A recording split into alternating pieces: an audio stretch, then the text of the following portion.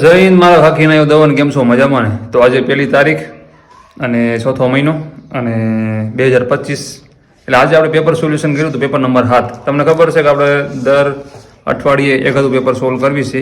Angel academy એ લોકોનું પુસ્તક યાની paper set 10 આપણે આગળ હતા.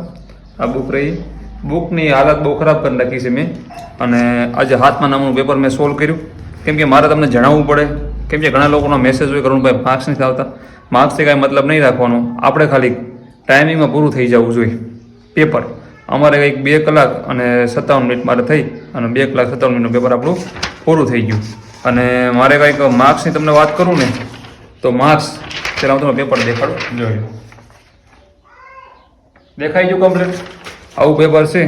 માર્ક્સની તમને વાત હું કરું તો માર્ક્સ છે પાર્ટ એમાં 63 આપણે માર્ક આવ્યા છે, અને એમાંથી કંઈક 15 રહ્યા ને એ કર્યા છે અને ખોટા 2 થયા છે. પાર્ટ બીમાં 88 માર્ક સાચા પડ્યા છે, એ 18 કર્યા છે અને ખોટા 14 કર્યા છે. એ ટોટલ થઈને કાંઈક 151 માર્ક મારા આવે છે અને 16 મારા ખોટા પડ્યા. એમાં 4 માર્ક્સ માઇનસ થયા, એટલે 147 માર્ક્સ આજના પેપરમાં યાની એન્જલ એકેડમીનું 7મા નંબરના પેપરમાં મારા માર્ક્સ આવ્યા છે. મારે વધારે પૂરતો વીકનેસ પોઈન્ટ ગણિત છે, એટલે ગણિતમાં માર્ક બહુ કપાય છે. ગણિતમાં તમે જુઓ કેટલા એ કરવા પડ્યા, તમે જુઓ.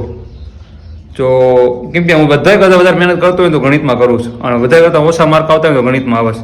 આવું કેમ થાય છે કાંઈ ખબર નથી પડતી મને તો હવે. પણ મારું એવું કેવું છે, માર્ક્સથી કાંઈ કોઈ મતલબ રાખતા નહીં. તમે પ્રેક્ટિસ એમનામ કરતા રહ્યો. કેમ કે 3 કલાક પેપર મેં અત્યારે આપ્યું ને, આ રીવડા દુખવા માંડ્યું છે.